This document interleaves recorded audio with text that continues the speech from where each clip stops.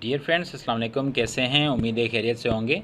आज हम everyday science शुरू कर रहे हैं। ये टाउन ऑफिसर और म्यूनसिपल ऑफिसर की प्रिपरेशन के लिए सीरीज़ शुरू की गई है। तो पहले हमने इसीलिए रोक लिया था ये सारा काम क्योंकि Sindh public service commission close हो चुकी थी और बहुत ही जल्दी सुनने में ये आया है कि सिंध पब्लिक सर्विस कमीशन खुलने जा रही है और जो भी एग्ज़ाम्स रहते हैं वो सारे के सारे एग्ज़ाम्स इंशाल्लाह with the passage of time लिए जाएंगे। तो हम वक्त की कदर करते हुए हम क्लास शुरू कर रहे हैं ताकि हमारी प्रिपरेशन बिफोर टाइम कंप्लीट हो पाए। तो पहला क्वेश्चन है 120th क्वेश्चन। पहले हमने 119 तक सॉल्व कर चुके हैं और आज हम 120th से शुरू करेंगे। विच of the following minerals occurs abundantly in the earth crust. तो इसका सही जवाब है सिलिका। इसका सही जवाब है silica. Question number 21, 121। The axis of rotation of Earth is tilted by 23.5 degree to the plane of revolution around the Sun. The latitude of Karachi is less than 23.5 degree, whereas the latitude of Lahore is more than 23.5 degree. Which one of the following statements in this regard is correct? इसमें एक ही statement correct है, वो ये है कि at Karachi the sun can come over head but it will never do so at Lahore. तो इसकी correct statement यही है। उसके बाद 122 क्वेश्चन है, उसमें कंसीडर द फॉलोइंग स्टेटमेंट्स। ये कुछ स्टेटमेंट्स दी हुई हैं, मैं सारी की सारी स्टेटमेंट्स नहीं पढ़ूंगा, जो करेक्ट स्टेटमेंट्स हैं वही पढ़ूंगा। एक करेक्ट स्टेटमेंट है prime meridian passes through the Greenwich and is at low degree altitude longitude. Number 1, prime meridian passes through the Greenwich and at 0 longitude.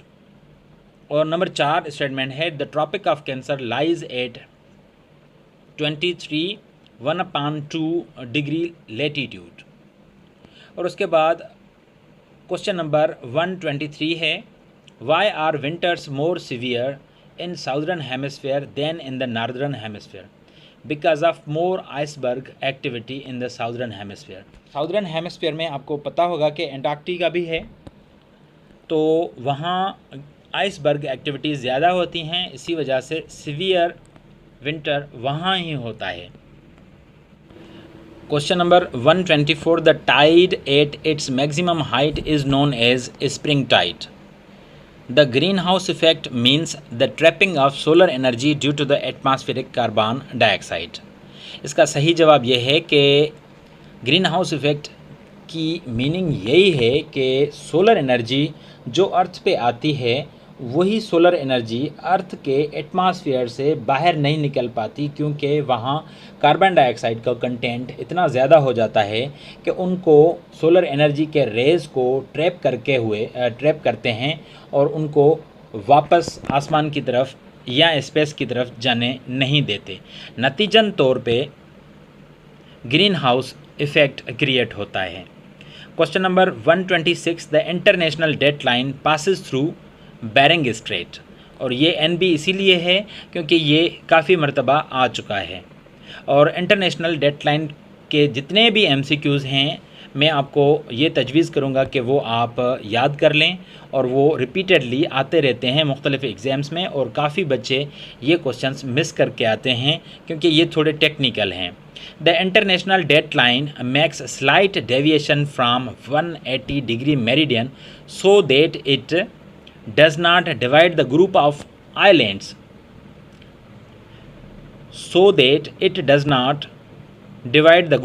islands under the same administration. और question number 128 है when a ship crosses deadline from west to east। जब कोई भी ship waste से east की तरफ आती है तो इट गेन्स 1 day, वो एक दिन ज़्यादा गेन कर लेती है, हासिल कर लेती है। Which of the following statements is और correct regarding the international deadline. तो इंटरनेशनल डेडलाइन के हवाले से 2 और 4 दो स्टेटमेंट्स हैं जो करेक्ट हैं।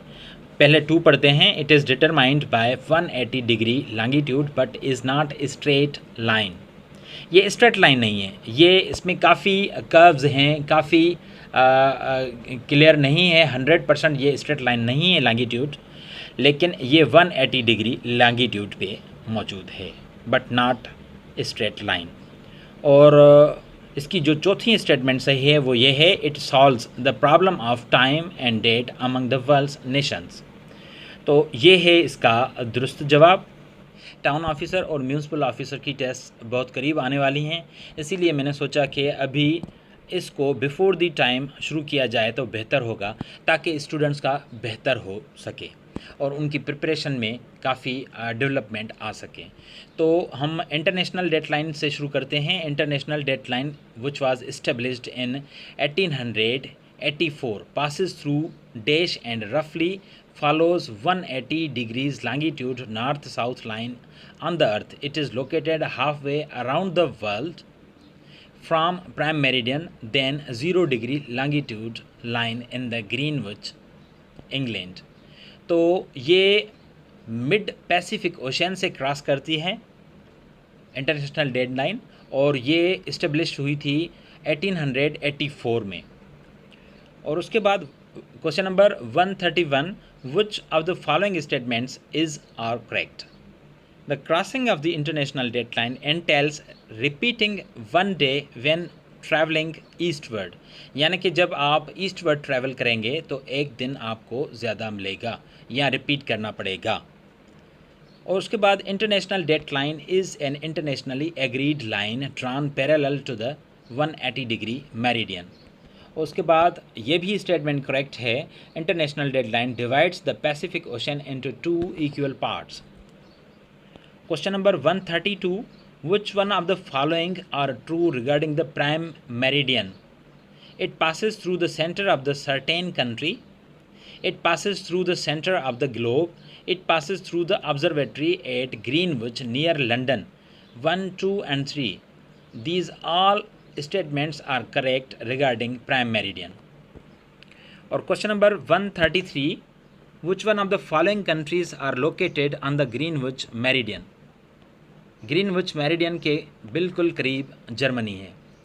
और उसके बाद if the difference in time between two, question number 134, if the difference in the time between two places were 2 hours and 2 minutes, then the difference in their longitudes would be 35 degree. उसके बाद question number 135 है, the earth turns through 160 degree in 24 hours, each 15 degree longitude represents. ये तकरीबन 1 घंटा होगा। बाद में इसको हम डिटेल में पढ़ेंगे कि ये 1 घंटा किस तरह से आता है, लेकिन फ़िलहाल हम क्वेश्चन सॉल्व करते हैं और इसका ऑप्शन ढूंढते हैं। यहाँ ए और बी ये दोनों नहीं हैं, सी या डी में से कोई एक होगा, लेकिन सी या डी में से कोई एक जो होगा वो 1 hour होना चाहिए। तो सही ऑप्शन है 1 hour। उसके बाद 136 क्वेश्चन है, on Monday the 14th June a man crosses the international line at 5 PM from Asian side to the American side. Which of the following will he now assume to be the correct data and time? 5 PM of Sunday the 13th June। और question number 37 है 137, when it is noon along 82 degree 30 longitude, along what degree of longitude it will be 6:30 AM। तो 0 degree east या waste पे 6:30 AM होगा। और question number 138 है, radio broadcast from Lahore on Monday at 7 PM is heard at New York on the same day at 7 AM। वही अगर हम कोई रेडियो लाहौर में चलता है मंडे के दिन 7 PM पे, तो वही उसी टाइम न्यूयॉर्क में जब वो सुना जाएगा तो वहाँ 7 AM होगा, यानी कि पूरे 12 घंटों का डिफरेंस होगा। उसके बाद question number 139, if a traveller going from Vancouver to the Tokyo crosses the international line on Saturday, what will be the day from him at Tokyo? तो संडे होना चाहिए और ये सही जवाब है। Question number 140, a one-day cricket match between Pakistan and England starts at 10 a.m. in London. The direct telecast of the match will begin in Pakistan at 3 p.m. Pakistan और England, इसमें तकरीबन टाइम का 5 घंटों का डिफरेंस है। अगर पाकिस्तान में रात के 8 बज रहे हैं तो इंग्लैंड में या लंदन में दिन के 3 बज रहे होंगे।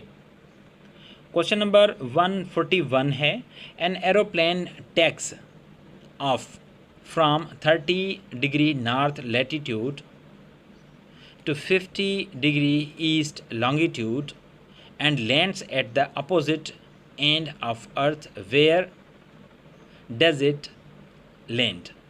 तो ये लैंड करेगा 30 डिग्री नॉर्थ लैटिट्यूड पे और 130 डिग्री वेस्ट लॉन्गिट्यूड पे।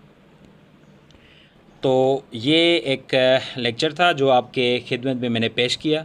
इंशाल्लाह नेक्स्ट वीडियो में कुछ और एवरीडे साइंस के मोस्ट रिपीटेड क्वेश्चन लेके आपकी खिदमत में हाज़िर होऊंगा और आप पढ़िए, इनको तैयार कीजिए। ये मोस्ट रिपीटेड क्वेश्चंस हैं और ये बहुत पुरानी बुक है जो मैं काफ़ी सालों से रेफ़र करता आया हूँ और काफ़ी चीज़ें इसमें टिक की हुई हैं मैंने, और इसकी प्रिंट अच्छी तरह से नहीं बन पाती, तो इसीलिए मैंने कोशिश की है कि आपको अच्छी तरह से मैनेज करके ये सवालात आप तक पहुंचाऊं ताकि आप अच्छी तरह से प्रिपरेशन कर पाएँ। तो मेरी कोशिश ये है कि ये बुक बहुत ही इम्पॉर्टेंट बुक है। इसके जो भी पोर्शंस मोस्ट रिपीटेड हैं वो इंशाल्लाह आपकी खिदमत में पेश करूंगा और आप पढ़ें, और इंशाल्लाह मुझे यकीन है कि एक दिन इंशाल्लाह ज़रूर आप कामयाब हो जाएंगे। Thank you so much. अल्लाह निगहबान।